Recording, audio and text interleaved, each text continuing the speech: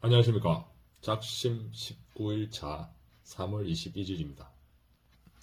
오늘은 사도행전 8장에서부터 16장까지 총 8장을 읽었습니다.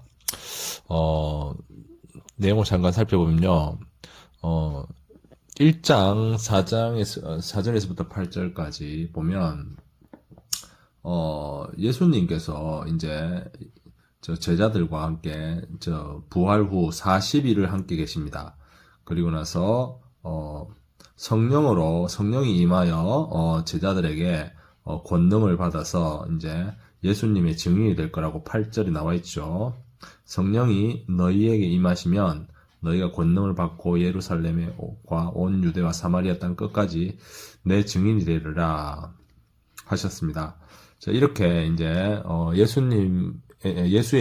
예수님들의 제자들이 이제 본격적으로 이제 성령으로서 권능을 받아서 활동하는 시작을 알립니다.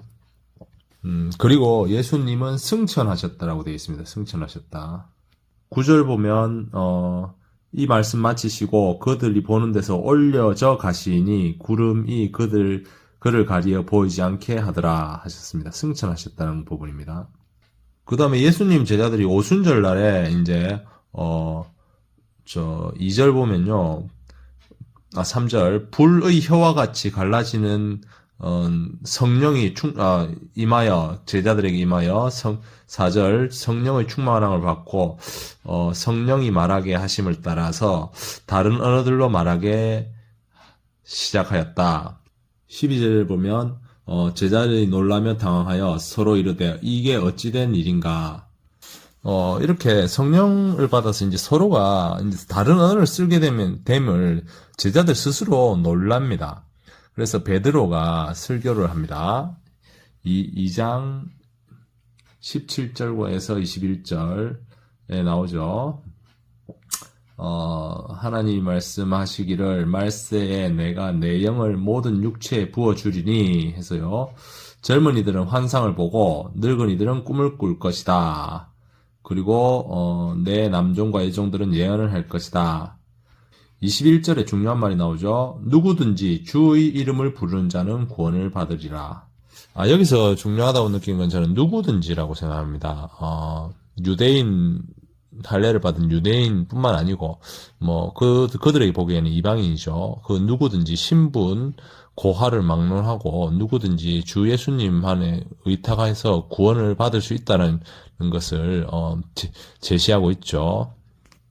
자, 3장에는 제자들이 권능을 어떻게 보였는지를 큰 예로 보여주는데 2절에 보면 나면서부터 못 걷게 된 일에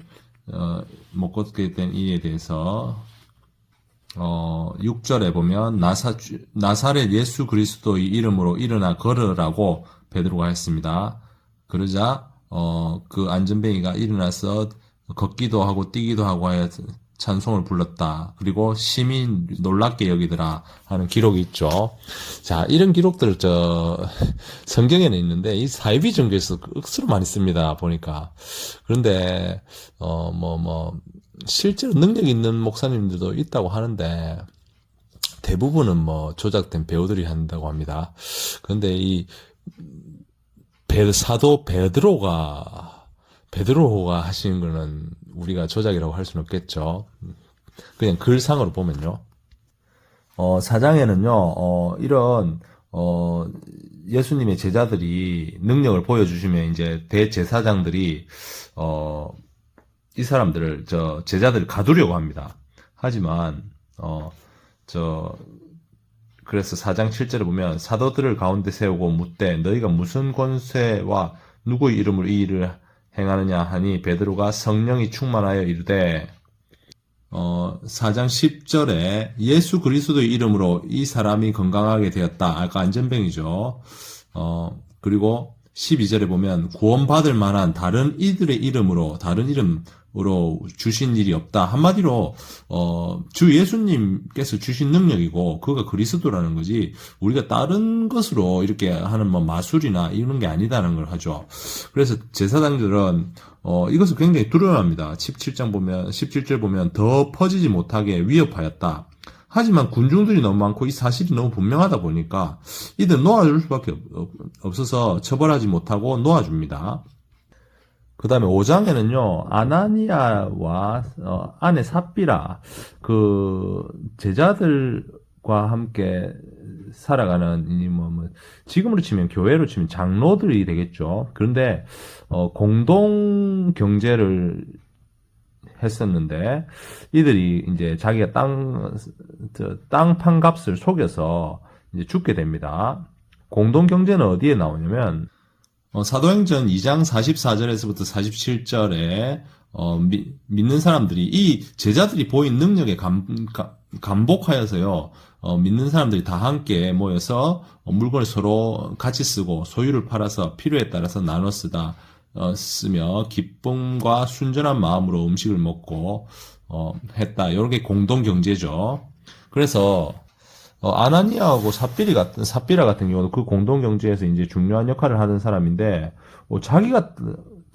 자기 땅을 팔아서 이제 그 돈을 주는데 아마 자기가 좀 필요했겠죠. 필요해서 약간 속였는데, 베드로가, 성령을 속였다 해가지고 3절에 나옵니다. 내가 성령을 속이고 땅값이 얼마를 감추었느냐 해서, 5절에 보면, 아나니아가 이 말을 듣고 엎드려져 혼이 떠나갔다라고 되어 있습니다.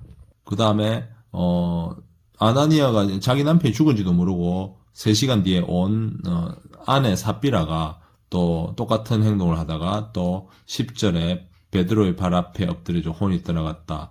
그래서 다 크게 두려워하였다라고 합니다. 이런 모습 보면 참 우리의 딱 저 모습 딱 제 모습입니다. 예?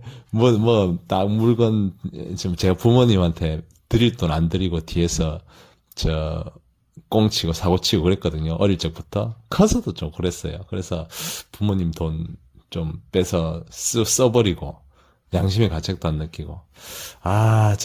진짜 이런 아나니아나 삽비라의 모습을 보면서, 제가 제 인생이 잘 풀릴 수가 없다는 것을 느낍니다. 이 사람들도 어떻게 보면 아나니아나 삽비라 같은 경우도, 어떻게 보면 그때 당시 예수님을 정말 신실하게 믿어서 함께 살아가는 거 아니겠습니까? 나름의 자기의 고민과 고충이 있어서 또 어떻게 좀 속였을 텐데 성령을 속여서 결과가 죽음을 맞이하게 됩니다. 생각이 참 많습니다. 예. 저를 반성하게 되고요. 참 이렇게 이제 바리새인들이나 대제사장들이 이제 제자들을 이제 감옥에 가두고 아니면 죽이려고 이렇게 시도하는데 아니게 다르게 생각하는 사람도 있었어요. 그게 54장 34절인데요. 바리새인 가말리엘은 율법 교사다. 이 사람들이 이제 가두려고 막 했어요. 그러니까 가말리엘 같은 경우는 어떻게 이야기했냐면요. 약간 변호성이 있죠. 38절에 이제 내가 너희에게 말하노니 이 사람들을 상관하지 말고 버려두라. 이 사상과 소행이 사람으로부터 났으면 무너질 것이요. 만일 하나님께로부터 났으면 너희가 그들을 무너뜨릴 수 없겠고 도리어 하나님을 대적하는 자가 될까 하노라. 이렇게 해서요. 이 말을 함으로써 결국은 대제사장들이나 바리새인들이 설득이 되어서 제자들을 어떻게 했냐면 채찍질을 하여서 풀어줬다고 했거든요. 그러자 41절에 이제 사도들은 제자들이죠. 능력을 받는 일에 합당한 자로 여기심을 기뻐하면서 공회 앞을 떠나갔다. 군중들을 떠나갔다는 거죠. 그래 두들겨 맞으면서도 기쁘게 떠나갈 수 있다는 거죠. 대단합니다. 6장에서는 제자들이 좀 더 이제 일이 많아졌는가 봐요. 그래서 사도를 7을 더 뽑습니다. 그 중에서 이제 스데반과 5절에 보면 스데반과 빌립으로 이런 나옵니다. 근데 이제 스데반이 그렇게 이제 성령이 충만해서 능력이 대단했다고 합니다. 그래서 이제 그의 얼굴이 천사와 같다라고 15절에 되어 있습니다. 그러자 7장에 가면 대제사장이 이제 이 스데반을 잡으려고 합니다. 그래서 스데반하고 논쟁을 하게 됩니다. 이 군중들 앞에서. 그래서 스데반의 설교를 하는데요. 스데반이 이르되 2절 있죠. 그래서 스데반이 7절을 통해서 이제 7장을 통해서 구구절절히 이제 뭐 모세 이야기, 야곱 이야기 해서 뭐 모세가 40년 전에 뭐 가시나무 떨기를 또 보면서 놀랍게 여긴 이야기, 뭐 출애굽 이야기까지 쭉 합니다. 그리고 나서 서대반이 이제 설교를 맨 마지막에 솔로몬이 성전을 지었는데 하나님께서 말씀하시길 49장입니다. 7장 49절 주께서 이르시되 하늘은 나의 보좌요 땅은 나의 발등상이니 너희가 나를 위하여 무슨 집을 짓겠으며 무슨 안식처가 있겠느냐 이 모든 것이 다 내 손에서 지은 것 아니냐. 목이 곧고 마음과 귀에 할례를 받지 못한 사람들아 성령을 거스르는 행동을 한다. 이렇게 해서 스데반이 그것 때문에 돌에 맞아서 순교하게 됩니다. 그리고 사울이죠. 바울, 이 성경의 큰 인물 바울이 그것을 당연히 여겼다라고 이제 맺으면서 7장이 마무리됩니다. 오늘 좀 길었는데요. 이 정도로 하고요. 이런 것들, 이런 성경 내용들 보면요. 이걸 사실이라고 믿기에는 너무 대단한 것 같고, 근데 믿지 않기에는 좀 너무 구체적입니다. 그래서 믿기에는 너무 가볍고, 안 믿기에는 좀 너무 무거운 내용들이고요. 성경은 분명히 이제 예수님 사후에 적혀져서 예수교 중심으로 쓰여졌을 건데요. 하지만 뭐 이사야서가 이제 예수님 십자가에 못 박히기 전에 이제 적혀졌던 것들 이제 발견되고 이런 것들 그리고 제자들의 구체적인 행적들이 솔직하게 쓰여진 것을 보면 또 사실에 기반했을 가능성이 높아서요.